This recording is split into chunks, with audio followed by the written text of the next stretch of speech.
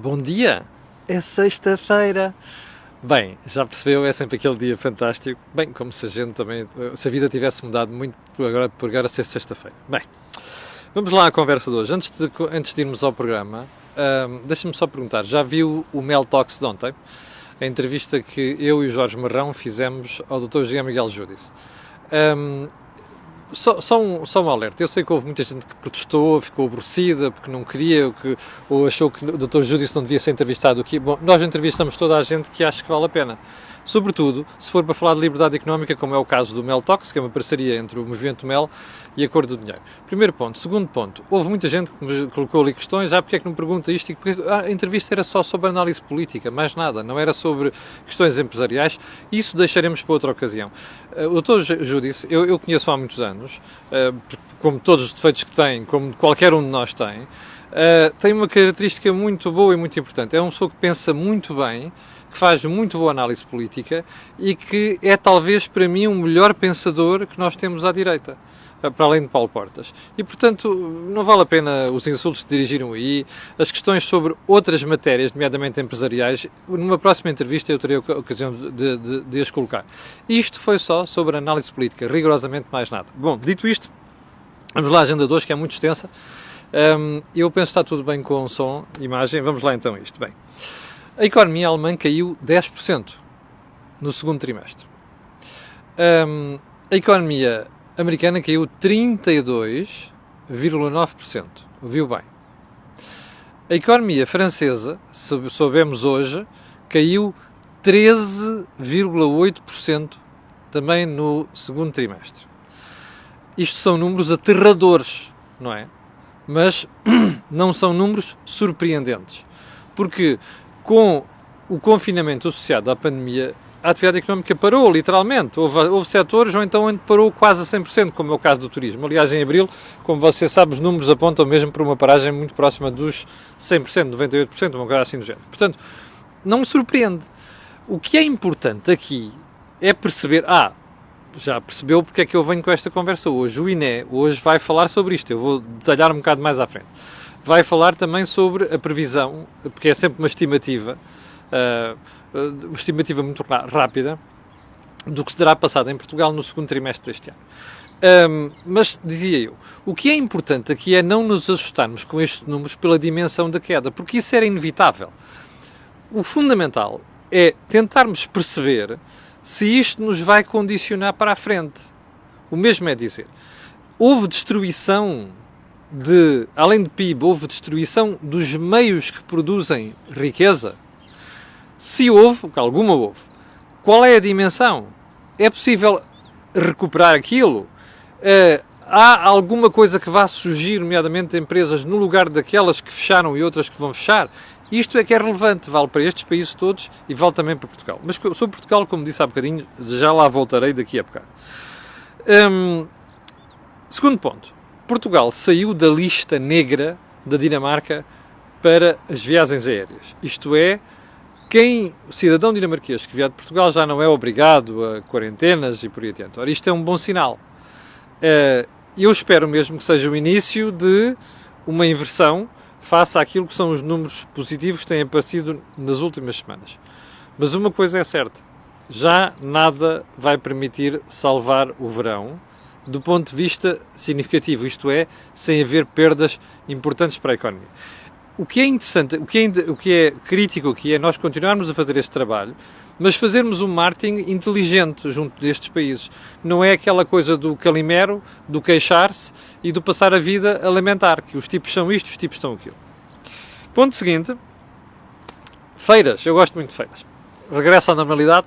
Hoje regressam as feiras do relógio, das galinheiras, que eu não sabia que existia, e também, hoje não, este fim de semana, e também a feira de Carcavelos.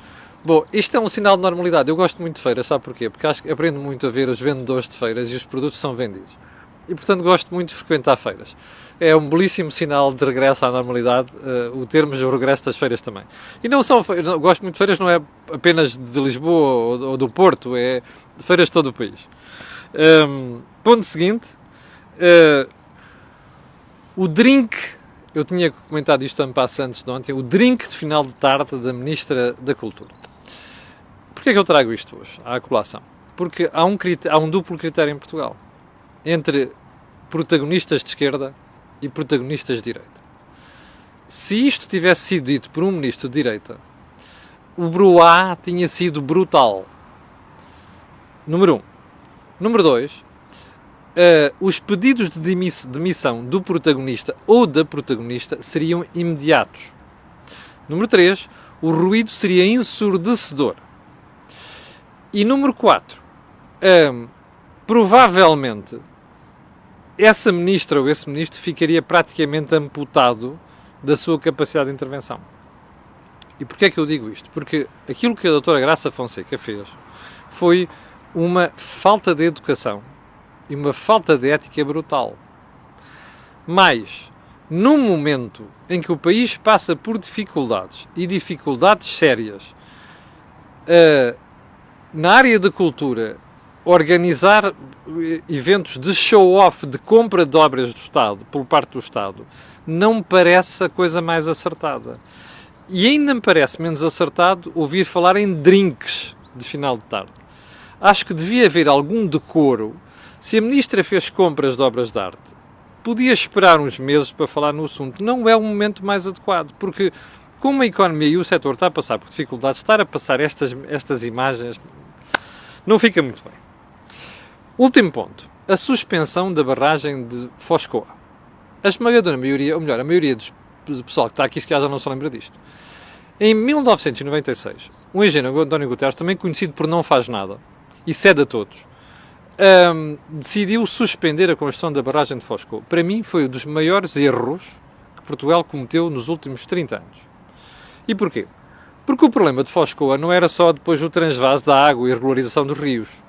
O problema de Foscoa é o problema de Portugal. Portugal não tem água e tem cada vez menos água. As barragens servem, sobretudo, e para o futuro, como armazenamento de água. São uma reserva estratégica, percebe? E, portanto, numa altura em que já estavam a perspectivar alterações climáticas, suspender a barragem por causa de umas gravuras foi um erro. Você dirá, mas isso é um tentado à cultura. Não é. Sabe porquê? Você cortava aquela rocha, tirava de lá as imagens e iam pôr noutro sítio e fazia o museu em Foscoa. Não era necessário abortar uma barragem porque lá em baixo estão uns calhaus onde havia gravuras pré-históricas. Bem, erros destes pagam sempre. É tudo uma questão de tempo. E você vai ver, na próxima década, não é preciso ir mais longe, que com a falta de água que nós temos, a importância que teria uma barragem como a barragem de Foscoa. Vamos então à agenda de hoje, para voltar ao novo banco. O novo banco, como já percebeu, não nos abandona. E não nos abandona graças à inabilidade política, mas também graças à hipocrisia e também graças a um bocado de estupidez jornalística, confesso, no alta da comunicação social, na qual eu me incluo. Porque às vezes não tem memória histórica e não vai fazer a pesquisa que deve fazer. Então eu vou-lhe mostrar aqui uma foto, perguntar-lhe se você se lembra dela. Lembra-se desta foto? Então é assim, António Costa e Mário Centeno, o Ministro das Finanças, a anunciarem a venda do novo banco. Então, o Primeiro-Ministro anunciou nessa conferência de imprensa, o Sr. Ministro das Finanças, que a Comissão Europeia tinha dado o seu agrément e que o Fundo de Resolução dá uma garantia de 3,9 mil milhões de euros sobre os ativos tóxicos. Isto foi o Primeiro-Ministro que anunciou. E o mais, o Dr. António Costa garantiu que não haveria custos para os contribuintes nem impactos nas contas públicas. Ouviu isto? Eu sei que a malta não tem memória, ou tem memória limitada, mas isto é importante, porque isto mostra o nível, percebe, da intervenção política em Portugal. Estes senhores que anunciaram isto, percebe, houve uma pessoa ligada ao processo uma vez e disse assim, você foi injusto que não havia outra hipótese. Eu sei que não havia outra hipótese, não é? Repara uma coisa, se você ficou sozinho a vender um banco, só tem um comprador do outro lado, aquele comprador esfrega as mãos e exige o que você quiser, o que ele quiser. Mas isso não impede que eu critique a solução. Mas, como eu já lhe disse aqui várias vezes, uma das pessoas envolvidas no processo veio-me dizer assim, mas a alternativa seria liquidar o banco. Pois, mas eu preferia que se liquidasse o banco. Esse é que é o ponto. O meu aprendizado de intervenções nos bancos nas últimas décadas é este. Não vale a pena salvar. Percebe? Porquê? Porque o custo é muito elevado. Porque se vai arrastando os processos depois durante mais de uma década. E mais grave do que isso, não se faz um closure, não se faz um fecho daquilo. Às vezes o melhor é fazer um write-off, ou seja, a gente já assumiu o prejuízo e parte para outra. Com isto tudo novo, com a cabeça limpa. Ora, o que está a acontecer é exatamente o oposto disto. Aquela marmelada não se vai resolver nos próximos anos. Portanto, a questão é esta. Não valia a pena ter salvo o banco. A gente aprendeu isto já. E em 2017, mais o governo ter fechado aquilo, indemnizado, que tinha de indemnizar, custava mais do que vai custar agora, não sei. Percebe? Sei é uma coisa. Pôs-se em cima dos bancos a responsabilidade de um buraco no fundo de solução que já vai em 7 mil milhões de euros. Isso é que eu sei. Percebe? E isto vai ser pago pelos bancos até 2046. O que quer dizer que, ao contrário do que diz aqui o Sr. Primeiro-Ministro, não vai haver custos, não é verdade. Vai haver custos sobre nós, que os bancos vão fazer repercutir isto naquilo que é a sua relação de preço em tudo que fazem connosco. Está a entender? Bem, então vamos lá. Para mim, há outro ponto do novo banco que tem a ver com uma declaração do Dr. Rui Rio. Eu não tinha percebido isto, mas o Dr. Rui Rio fez-me um espectador chegar isto à memória, terá dito nos últimos dias que acho que há uma questão criminal no novo banco. Eu estou espantado. Eu tenho dúvidas quanto a algumas coisas. Acho que elas têm que ser esclarecidas. Ainda ontem disse aqui que o Dr. António Ramalho, o novo banco, tem que ser mais transparentes na divulgação da informação para evitar este problema de imagem que o novo banco tem neste momento. Mas eu nunca ousaria dizer que há um problema criminal, a menos que eu tivesse provas. Onde é que isto nos deixa? Eu gostava de pedir ao Dr. Rui Rio, se ele tem a certeza que há questão criminal aqui, ou seja, tem evidências, então que se chegue à frente. Eu acho que o Dr. Rui Rio devia ir à Procuradoria-Geral da República e dizer assim: Senhora Procuradora, estão aqui evidências de marosca e, portanto, de questões criminais no novo banco. Vocês importam-se de investigar? Eu acho que é isto que se faz. Atirar a toardas para o ar, para cavalgar a onda mediática à volta do novo banco, percebe? É uma idiotice. Mas o Dr. Rui Rio, ao dizer estas coisas, põe-se a jeito, porque o Dr. António Costa, nem sei como é que lhe escapou, porque se eu fosse o Primeiro-Ministro, teria dito assim: então chegue-se à frente. E o problema deixava de ser do Primeiro-Ministro, passava a ser do Rui Rio. Rui Rio tem uma falta inacreditável de sentido de oportunidade. Isto é mais um exemplo. E já vamos ver outro daqui a bocadinho. A auditoria que António Costa pediu ao novo banco, em fevereiro, lembra-se, meteram lá a Deloitte a fazer uma análise dos últimos 18 anos. Aquilo é uma estupidez, percebe? Porque eu acho que não vai condicionar. Aquilo é um fait divers. Ou seja, não vai pôr em causa aquilo que são as injeções que tem que se fazer no novo banco. Isto ficou acordado no contrato com a Lone Star. Mas, dizia eu, essa auditoria era para ser conhecida hoje e o Governo anunciou que não vai divulgá-la. E não vai divulgar porquê? Porque a Deloitte, que é a instituição que está a fazer a auditoria, comunicou que ainda não é possível ter todas as conclusões. Portanto, o que vai ser feito em termos privados é apresentar conclusões preliminares. Lá para meados de agosto, parece que é assim, vai haver uma divulgação definitiva do relatório. Isto é surpreendente? Não. Não se avaliam 18 anos de um banco em poucos meses. Isto é uma estupidez, é um disparate completo, isto é agendas políticas, percebe? E depois corre mal, percebe? Corre mal, como está a correr mal. Agora, o que é que vai suceder? O Ministério das Finanças usou isto para dizer assim: enquanto isto não estiver apurado, nós não autorizamos mais nenhuma venda de ativos do novo banco. Aliás, vou-lhe citar ipsis verbis o que diz o Governo. No contexto deste atraso, o Governo considera que até à conclusão da referida auditoria não deverão ser realizadas outras operações de venda de carteiras de ativos improdutivos por parte do novo banco. Isto é um comunicado do Ministério das Finanças. Bom, é uma boa solução? Tenho dúvidas. Sabe porquê? Imagino que há negócios prontos para ser feitos, não é? E, entretanto, se suspendem. Bem, o comprador, daqui a um mês ou dois, pode não ter a mesma vontade de pagar aquele preço. Portanto, está a ver como é que às vezes as intervenções políticas insensatas, para não dizer idiotas, acabam por prejudicar os processos. É isto que acontece quando se mete político ou não se deve meter, percebe? A política devia ter sido metida na altura, quando o novo banco foi vendido. Não é agora. Isto é o pior que pode suceder. E isto resulta tudo de o Governo dar a dormir com o Bloco de Esquerda e o PCP, que foi quem depois entalou o Primeiro-Ministro no Parlamento. E tudo quanto veio de declarações e empenhamento do Primeiro-Ministro de uma solução aconteceu nesta altura. Ora, isso, como se vê, está a dar muito mau resultado. Mas parece que em Portugal os políticos não aprendem nesta matéria.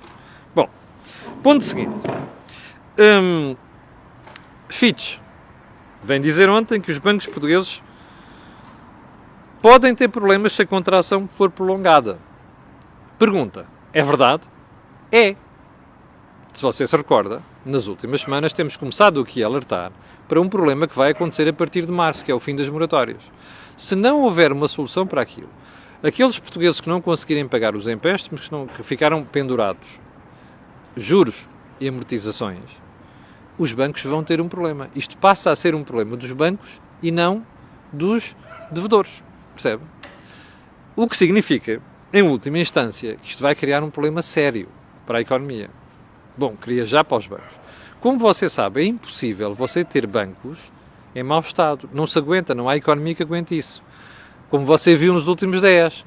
Apesar da demagogia do Partido Socialista, do Bloco de Esquerda, do PCP e até a gente da própria direita. Apesar dessa demagogia toda, as economias não vivem sem bancos.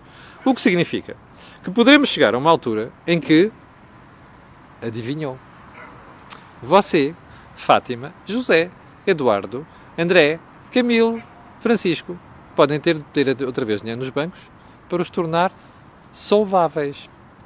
Percebe? É este o problema que está em cima da mesa. E a Fitch, muito bem, acaba de chamar a atenção para o problema agora. Diga-me uma coisa, você vê muitos portugueses preocupados com isto? Vê os analistas preocupados com isto? Vê o governo preocupado com isto? Não me parece que ninguém está preocupado, pois não. Depois, quando o problema acontecer e correr tudo ao tio, isto é uma chatice, é fazer intervenções em cima do joelho, já sabe. Diga assim, é Portugal. Ponto seguinte. Preocupante o que vem aqui, atenção a este ponto. O Jornal de Negócios, o meu jornal, passa publicidade, diz hoje em manchete, eu vou-lhe mostrar, que o Estado se prepara para tornar as expropriações mais fáceis nas obras para a retoma. Então é assim, o Governo quer agilizar processos nos investimentos para relançar a economia. Posse administrativa avança antes de acordo com o proprietário sobre a indemnização. Sabe o que é que isto quer dizer em português comum? É muito simples. Você ouviu falar nas duas linhas de metro de superfície daqui para Oeiras e daqui para Louros? Ouviu falar? Mas deveria terem feito por baixo da terra. Não fizeram por baixo da terra, devem fazer por cima da terra, o que deve querer dizer que se calhar há dinheiro para pagar a muita gente. Mas pronto. Sou eu apenas contribuinte desconfiado a dizer estas coisas. Bem, imagine você que chega a uma certa zona e diz assim, epá, isto não é... Olha, o proprietário não quer vender. Não se espera por decisão de tribunal. Posse administrativa. A seguir você reclama para o tribunal se quiser e depois reza a Deus para que o tribunal responda a tempo e horas. Mas, entretanto, você que já ficou sem a terra tem um problema. Que é assim, primeiro não tem uso, não pode fazer nada porque já não o tem. Em segundo lugar, quando você já perdeu a terra, o que é que você acha que acontece ao preço dela? Isto é óbvio, não é? Claro que é óbvio. Menos para cabecinhas pensantes de formatação socialista barra comunista, que é o que se quer dizer. Percebe?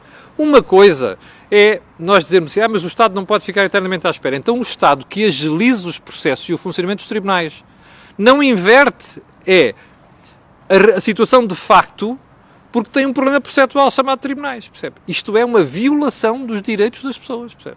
Eu espero que isto não chegue sequer à execução. E espero que o país se levante contra esta marmelada. E espero que a direita, que anda caladinha, parece que não percebeu qual é o problema aqui, se levante e até mande pedir depois a fiscalização pelo Tribunal Constitucional. Já agora, vamos ouvir o que o Sr. Presidente da República tem para dizer sobre isto, ok? Eu vou estar atento. E já agora, acorde. Estas coisas são para contestar agora, não é quando elas já aconteceram. Acorda, povo, acorda. Bom, ponto seguinte. António Barreto, ontem ao Observador, diz uma coisa super óbvia, que andamos a comentar há muito tempo. O Sr. Presidente da República passou a ser cúmplice do Governo. Isto quer dizer duas coisas. Se as coisas correrem mal, não esqueça de apontar o dedo ao Sr. Presidente da República. Ok? Eu acho que vão correr mal. Número 2, não se esqueça que você está desprotegido. Vá ver o Meltox de ontem. Você está desprotegido porque aquelas instituições que deviam estar a fazer escrutínio não estão a fazer, nomeadamente o Presidente da República, por interesses conjunturais, que é querer ser reeleito por uma maioria histórica, não é? E, portanto, fazer pandampa com o Governo. Não se esqueça destas coisas. Nós não podemos ter a memória curta, ok? Bom, ponto seguinte. Lembra-se da reinvenção do SNS? Cortesia da doutora Marta Quase Temido. Lembra-se disto? Já foi ver os números das consultas? Olha, já viu a manchete do Público de hoje? Bom trabalho do Público. Diz assim, já disse que quando eu tenho que elogiar, elogio. Consultas presenciais nos centros de saúde, afinal, não caíram 1,1 milhões. Ou melhor, os números do Ministério da Saúde é que se fizeram menos 1,1 milhões de consultas nos centros de saúde. Mas o Público diz que são 3 milhões. E porquê? Porque os médicos dizem que uma parte dos 3 milhões foram consultas à distância, que não são propriamente consultas. Quer dizer, compreende-se, não é? Há problemas que a pessoa não consegue detectar à distância. Portanto, está a ver onde é que está a reinvenção do SNS. Já viu o problema que você tem aqui montado? E já viu como é que o SNS não está preparado para nada disto? E já viu como a Ministra não está a reformar porra nenhuma? E já viu como o Governo lhe anda a comer as papas na cabeça nestas matérias e noutras? Já percebeu ou não? Pronto, espero que sim. Ponto seguinte, já vamos com 21 minutos, os portugueses estão a cancelar férias. A pergunta que eu faço é, mas estão a cancelar férias porquê? É por receio? Ou porque não têm dinheiro? É que andam para aí muitas informações a dizer que é por receio. Eu não tenho a certeza que seja por receio. Suspeito também que é por falta de dinheiro. Vamos só às frases da semana para matar isto rapidamente.